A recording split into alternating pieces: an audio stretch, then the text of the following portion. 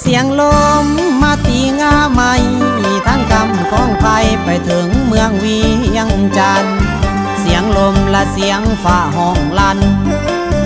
ห้องลั่นละห้องลั่นห้องลั่นลมปันลมหันลมสาอันใดลมสาละเมื่อฮอดบ้านอา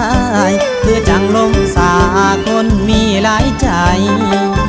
ลมตีละหักข้อหน่อไม้คือมี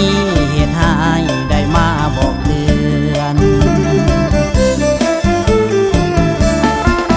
เสียงลมมาลืดทืดเท้าบูหานคนเฒ่าบอกว่าเป็นลางฝ่าพาหัวป่าคอกังละคอกังดังมาลึงตึงตังเมื่อได้ฟังเสียงลมเดือน12สี่มุม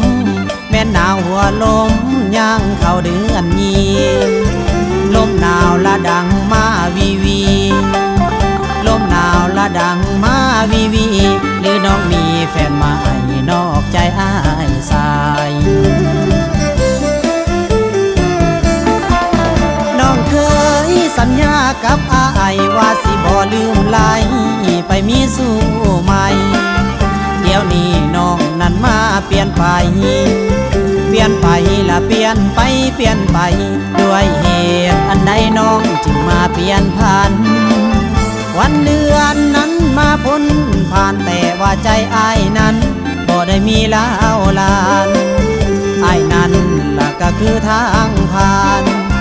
อ้ายนั้นล่ะก็คือทางผ่านได้เป็นสะพานให้เจ้าเที่ยวไกล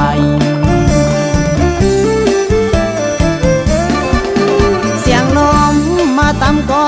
ไฟอยู่กับเมืองไทยไปถึงหลวงพระบางเสียงลมและเสียงฟ้าห้องปางละห้องปางลมสาน้องนางนั้นมีหลายใจหาหลอกคนใดสัดสายน้องหลอกผู้ใดจนเป็นไข้ใจที่ผู้ใดละเป็นไปกับบ่ได้ต้องมาซ้ำใจน้ำแม่เอวบางต้องมาซ้ำใจน้ำแม่เอ